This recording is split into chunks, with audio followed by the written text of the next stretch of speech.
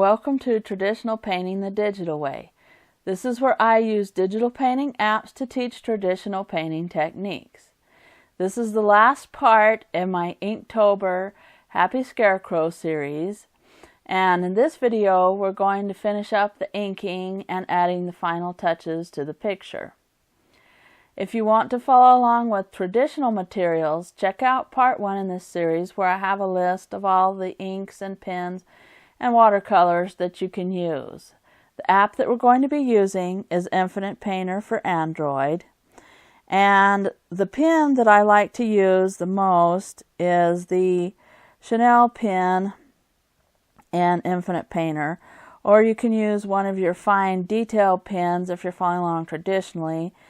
Maybe some of your Sakura pens, or some of them may be even waterproof if you want to use waterproof ones. But if you're not using waterproof ones, then you definitely want to save the inking for the final step. And so here I wanted to use a black ink, and I'm just kind of adding the details to his hat and adding some of the shadow onto his hat. And I wanted to use black ink for his clothes just to make him show up better. I could use different colored inks to match his clothes if I wanted to, but I thought that that would probably make him look a little more faded, so I wanted to go ahead and kind of use a bold colored ink for this. And here I'm just adding all the detail work now. This is where you can add the final details to your Scarecrow's clothes, and I'm adding patches and a little drawstring on the pants and adding a little bit of some shadows there, some shadow work with the ink pen, and just kind of drawing in the wrinkles on his pants, and then adding the little threads that show that the patches are sewn onto his pants. That's just a nice little touch for your painting. You want to go ahead and add on the little patches, and that just makes it look cuter. And then I'm adding just a little bit more shadow underneath his hat, and on the left side of him I'm going to make the light source is kind of coming from the right side, and so I want to go ahead and add more shadow on the left side. And then here I did switch to a browner ink because I want the straw to not look quite so garish. So I switched to a browner ink for the details on the straw, and you just make sort of crooked lines and just kind of give it that straw effect, like it's sticking out of the shirt and going in all different directions. And I also wanted to go ahead and use the brown for the details on the pumpkins. And so here I've said that if you want to go ahead and make this for just Thanksgiving or fall harvest or something like that, that you don't need to add the faces on the pumpkin, you can just keep those plain.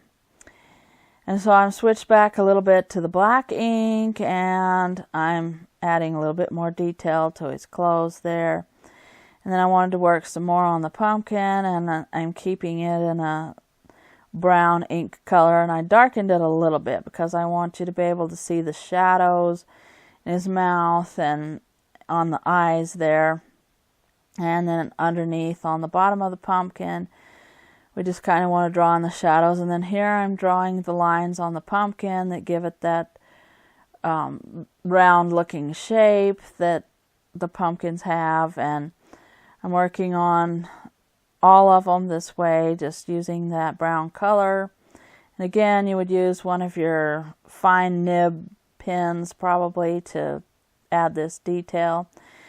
And I'm using some of the brown ink underneath the pumpkins too to make the shadow there. And if you go ahead and put faces on your pumpkins, then you can make different shapes and for the eyes and the nose and the mouth, just to give it more interest, because you don't want to make all your pumpkins look the same. You want to make different faces on them. That just makes the painting more interesting and more vibrant. And I'm just working a little bit more on the shadows, on the pumpkins. working on the eyes here. And since this was a happy picture, I didn't want the pumpkins to look very scary. I wanted to keep those sort of whimsical looking and happy, so I didn't want to make big scary looking pumpkins. So here I'm just working on one at his feet, and I put some shadow underneath the pumpkin there. And then I want to go ahead and work on the stems a little bit to show that they have stems on the top. And then working on the last two pumpkins here, and again I'm making them look sort of friendly or have a whimsical look for their faces. And if you don't want pumpkins and you're just doing a fall harvest picture, you could put squash or apples or any kind of vegetable or fruit that you think would look pretty in here. And so you can use it, put it in that corner right there instead of pumpkins, just whatever kind of vegetable or thing that you would want there. You could even put just like a barrel or something, a wooden barrel or a wooden bucket or something. It doesn't have to be vegetables, but just something kind of related to fall and harvest like. And so then I'm just kind of looking back and adding some shadows underneath the hay bale. I'm using a brown ink for this. Adding a little bit of indications of straw on the ground. So we'll have like straw on the ground or corn shucks or something like that at his feet. And then I'm working on the hay bale, and on the left side you'll make it a little bit darker there. And I'm making real disorganized strokes because we want to give the indication that it's straw there. And on this side, the front side of the bale, you want to not put quite as many strokes in it because you want it to look lighter and look like the light is hitting that side and it's not so shadowed. And so then I'm working a little bit on the back, and I want a real light brown here. Because for the back, we don't want it real big detail because that will flatten your picture out. You want to keep it, you want to keep that depth look to the picture. So you just make little details, some little details, not a lot. Just add a little bit of some details. And so I'm just adding a little bit of indications of corn stalks and corn tassels, but not a whole lot. Because if I put too much detail in here, and I make the ink too bold looking, it will flatten this picture and you'll lose that three-dimensional depth that you have there. So you want to make sure that you keep the scarecrow as standing out and kind of just fade the background in. So you can use a really light ink for that, and probably a really thin pen nib if you're following along traditionally, because you don't want to add a lot of dark detail in the back. But you can add just a little bit to give it the indication that it's a cornfield. And so I'm just kind of adding a little bit more corn tassels to the back just to give it a little bit more interest. But again, I don't want it to take over the whole picture. And then here I wanted to go ahead and add a little bit of some highlight to the pumpkins, and you can take a jelly roll pen with white ink and add the detail, the highlight details on here, or you can use a Posca pen, and that's kind of an acrylic paint pen. And either one will give it a nice highlight, and I'm just kind of going and picking places that I think would look really good with that final highlight there. So I put it on his hat, a little bit in the straw, a little bit on the pumpkins, a little bit on the pants and his vest, and a little bit on the shirt. Just little places, but we don't want to use a lot of it. We just want to show just the final highlights there. And then I'm signing it, but of course, if you follow me, you know that doesn't mean that I'm through. It just means that I signed it. So here I'm looking at it, and I decided I wanted to add a few more details to the hay and work on the shadows just a little bit more. So I'm adding a little bit of some brown ink underneath the Scarecrow, and that just helps show that he's next to the hay bale and that he's in a shadow kind of next to the hay bale and underneath him.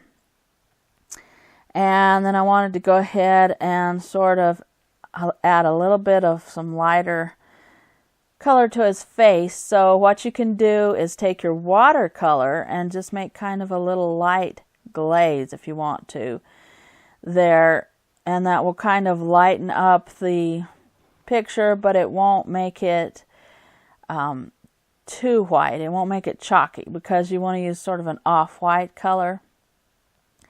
And then I also added a little bit more to the pumpkin. Now if you do this step and you go over your ink with this watercolor, make sure that you've used waterproof ink, otherwise it will start to smear. Now if you don't mind that the ink smears a little because you want to use it for kind of a wash too, then that's fine. But if you don't want it to smooth and you've already got your details done, then you definitely need to make sure that your ink is waterproof. And the Sakura pens are really good for having a waterproof line there. And then I just wanted to add a little bit of some more purple shadow behind the Scarecrow, just some shadow on the corn stalks there, just to make it look a little bit more three-dimensional. And so I'm using the blending brush set on airbrush there, an Infinite Painter, to kind of smooth out those shadows, because you don't want them to be real dark, but I just want some subtle purple shadows in the background, and it just adds some more color to the picture. And you can do a real thin watercolor wash, and again, this will be if you have waterproof ink. And so I'm adding a little bit of that under the pumpkins and behind the Scarecrow, and it just adds a little bit of color to make sure that it's purple. So this is what I did for the very last drawing of Inktober, and this was on Halloween. And I just did a real cute doggy that looks like Frankenstein, but I didn't actually record this one. That was just my final drawing for Inktober. And Inktober was a lot of fun this year. It was, I did a lot of different kinds of things. I did some scary, and I did a lot of cute stuff.